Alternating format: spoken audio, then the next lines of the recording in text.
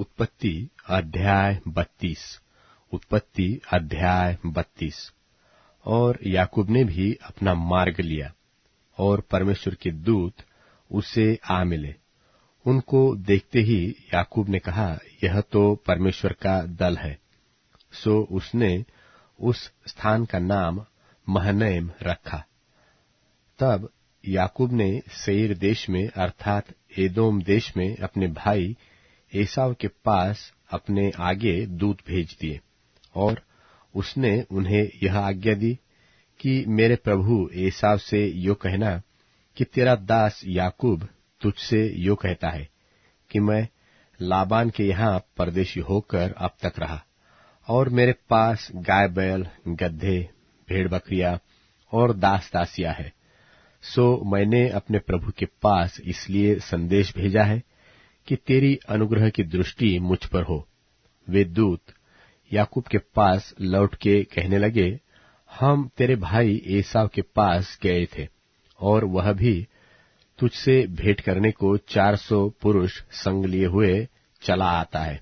तब याकूब निपट डर गया और संकट में पड़ा, और यह सोचकर अपने संगवालों के और अपने भेड़ बकरियों और गाय बैलों और ऊंटों के भी अलग अलग 2 दल कर दिए कि यदि एसाव आकर पहले दल को मारने लगे तो दूसरा दल भागकर बच जाएगा। फिर याकूब ने कहा, हे यहोवा, हे मेरे दादा इब्राहिम के परमेश्वर, हे मेरे पिता इसहाक के परमेश्वर, तूने तो मुझसे कहा कि अपने देश और जन्मभूमि में लौट जा, और मैं तेरी भलाई करूंगा। तूने जो जो काम अपनी करुणा और सच्चाई से अपने दास के साथ किए हैं, कि मैं जो अपनी छड़ी ही लेकर इस यरदन नदी के पार उतर आया, सो अब मेरे 2 दल हो गए हैं। तेरे ऐसे ऐसे कामों में से मैं एक के भी योग्य नहीं हूं। मेरी विनती सुनकर मुझे मेरे भाई एसाव के हाथ से बचा। मैं तो उससे डरता हूं, कहीं ऐसा न हो कि वह आकर मुझे और मां समेत लड़कों को भी मार डाले। तूने तो कहा है कि मैं निश्चय तेरी भलाई करूंगा, और तेरे वंश को समुद्र की बालू के किनकों के समान बहुत करूंगा, जो बहुतायत के मारे गिने नहीं जा सकते। और उसने उस दिन की रात वही बिताई, और जो कुछ उसके पास था उसमें से अपने भाई एसाव की भेंट के लिए छांट छांट कर निकाला, अर्थात 200 बकरियां, 20 बकरे और 200 भेड़े और 20 मेंढे, और बच्चों समेत दूध देने वाली 30 ऊंटनियां और 40 गाय और 10 बैल और 20 गधिया और उनके 10 बच्चे।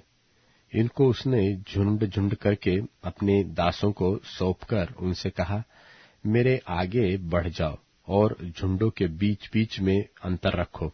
फिर उसने अगले झुंड के रखवाले को यह आज्ञा दी कि जब मेरा भाई एसाव तुझे मिले और पूछने लगे कि तू किसका दास है और कहाँ जाता है, और ये जो तेरे आगे आगे है सो किसके है, तब कहना कि यह तेरे दास याकूब के है। हे मेरे प्रभु एसाव, ये भेंट के लिए तेरे पास भेजे गए हैं, और वह आप भी हमारे पीछे पीछे आ रहा है। और उसने दूसरे और तीसरे रखवालों को भी, वरन उन सबों को जो झुंडों के पीछे पीछे थे, ऐसी ही आज्ञा दी कि जब एसाव तुमको मिले तब इसी प्रकार उनसे कहना, और यह भी कहना कि तेरा दास याकूब हमारे पीछे पीछे आ रहा है, क्योंकि उसने यह सोचा कि यह भेंट जो मेरे आगे आगे जाती है, इसके द्वारा मैं उसको शांत करूं और उसके क्रोध को शांत करके तब उसका दर्शन करूं। हो सकता है कि वह मुझसे प्रसन्न हो जाए।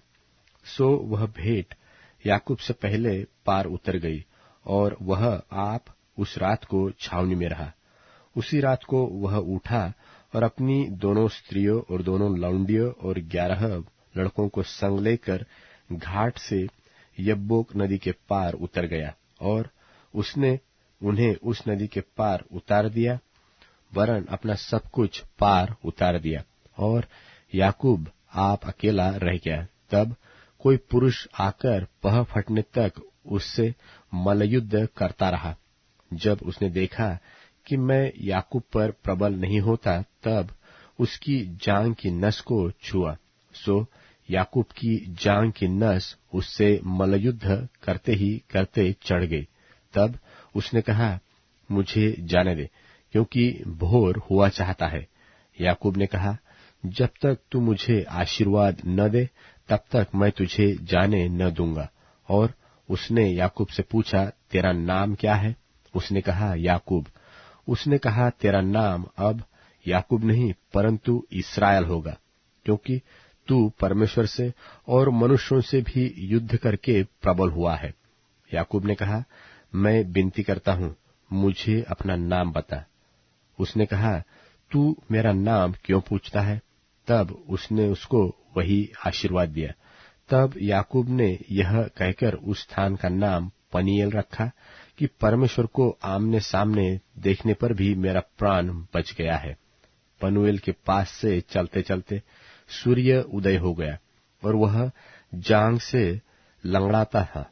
इस्राएली जो पशुओं की जांघ की जोड़ने वाली जंघानस को आज के दिन तक नहीं खाते। इसका कारण यही है कि उस पुरुष ने याकूब की जांघ की जोड़ में जंघानस को छुआ था।